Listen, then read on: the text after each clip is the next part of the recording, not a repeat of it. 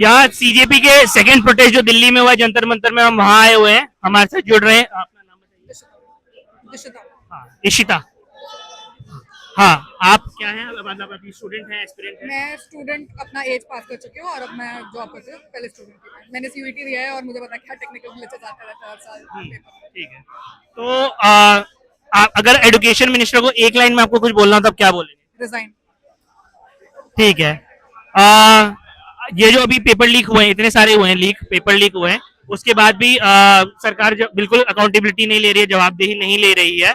ठीक है, तो आपको क्या लगता है कि इसका प्रॉपर क्या होना, मतलब सोल्यूशन क्या होना चाहिए? उनको रिजाइन करना चाहिए कि जो ऑफिशियल जिम्मेदार उनको जेल करना चाहिए, हमें रिफॉर्म करना चाहिए, किस किस आई थिंक गवर्नमेंट के पास बहुत सारे ऑप्शंस हैं इसके साथ डील करने के लिए, पर आई थिंक वो इसलिए नहीं कर रहे क्योंकि अब वो एडमिशन हो जाएगा ऑफ गिल्ट कि उनकी ही गलती है। आई थिंक इसलिए वो ऐसा कर नहीं रहा है।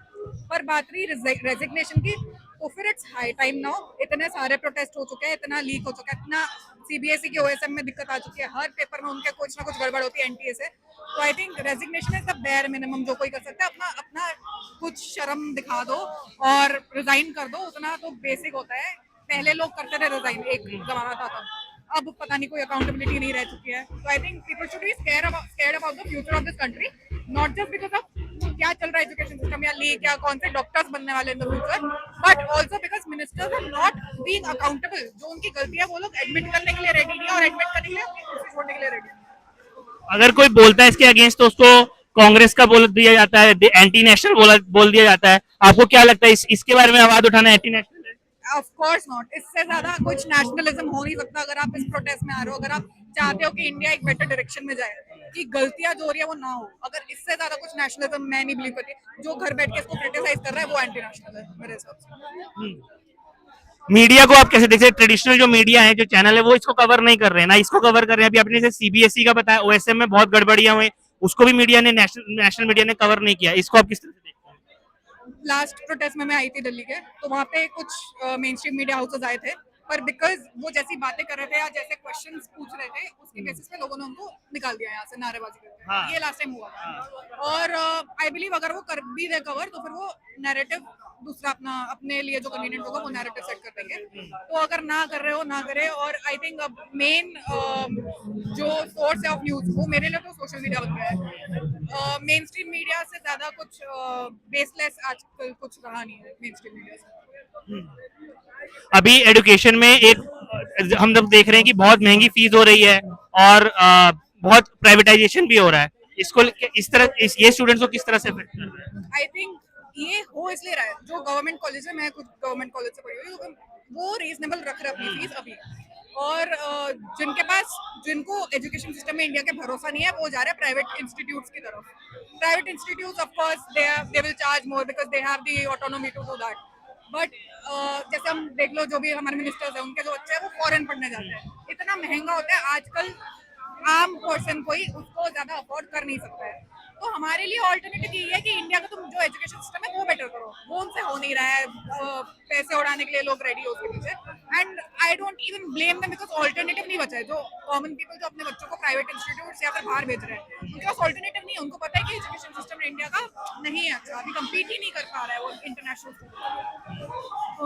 आप आपके सर्कल में आप किसी को जानते हैं जो इस पेपर लीक से अफेक्ट हुआ हो, जिसने तैयारी की हो, मेहनत की हो, बहुत पैसा लगा हो, वो इमोशनली, मेंटल हेल्थ मेरी उनका? मेरी बहन ने लास्ट ईयर नीट का एग्जाम दिया था, उसमें भी उसको इश्यूज आए थे। इस बार I don't know anyone, but मैं खुद सीयूईटी के टेक्निकल ग्लिचेस से गुजरी हुई हूँ और मेरे दोस्तों ने भी वो पेपर दिया, तो मुझे पता है कि इनमें एक तो सेंटर की खराबी होती है, इनके सेंटर्स इतने दूर होते हैं, वो लोग देखते नहीं है डेमोग्राफिक की बच्चा कहाँ से उधर सेंटर रखे, कुछ नहीं देखते। टेक्निकल ग्लिचेस, मैंने अपना सीयूईटी का जब पेपर दिया था, दोनों मैंने पेपर शिफ्ट अपनी 2 बार दी थी बिकॉज ऑफ टेक्निकल ग्लिचेस। तो उनको टेक्निकल उनके पास सपोर्ट प्रॉपर है नहीं, फिर भी उनको इम्प्लीमेंट करनी है चीजें जो कंप्यूटर बेस्ड एग्जाम्स होते हैं उस पर। I think India is not ready for it. अगर अपने वो ढंग से दिमाग यूज करे और रिसोर्सेज यूज करे तो फिर हो सकता है, अचीवेबल है पर करना नहीं। अभी कोएम्ट एडुटेक को दिया गया था टेंडर, जो ब्लैकलिस्ट हो चुकी थी पहले तेलंगाना में। ये भी बहुत खबर में आया कि क्यों ऐसे टेंडर फर्म्स को टेंडर दिया जा रहा है जो पहले से ब्लैकलिस्टेड है, जिनकी इनकम्पिटेंस प्रूव हो चुकी है। तो ये भी एक करप्शन है जो एजुकेशन में सामने आया है। इसके साथ साथ ओएसएम पोर्टल पे इन्होंने जैसे बताया कि ओएसएम पोर्टल जब आपको लगता है कि नहीं करा सकते तो कराया क्यों गया? बहुत ट्रेनिंग भी नहीं दी है टीचर्स को, ट्रेनिंग उसको भी नहीं माफ दी करने है। दी है। ये भी आजकल का जो पूरा डिस्कोर्स चला हुआ है, मतलब थोड़ा सा सेंसिटिव टॉपिक है, अगर आप कंफर्टेबल हो तो बोल सकते हैं। जैसे हिंदू मुस्लिम कर दिया जाता है, कोई भी चीज आती है तो हिंदू विरोधी हो जाती है, इसको आप किस तरह से देखते हैं? मैं हिंदू हूँ खुद, और मैं अपने रिलीजन में जो हर religion, if you look at it that way, हर religion preaches the same thing, वो है पीस, और it's a way of life, वो सिखाता है रिलीजन। अब आजकल जो लोगों ने नैरेटिव बना दिया है, पावर में रहने के लिए करता है लोग, इसके अलावा आई डोंट थिंक वो इतना मेजर इशू है जितना उसको बता दिया, और ये हमको मेन चीजों पे फोकस करने से साइडलाइन करता है। जैसे this is a real issue, इस पे फोकस करो, ना कि वो चीजें जो तुम बकवास करते रहते हो उस पे इशू बनाने की जरूरत है। ये कोई पार्टिंग थॉट्स आपके, कुछ और आप बोलना चाहते हैं?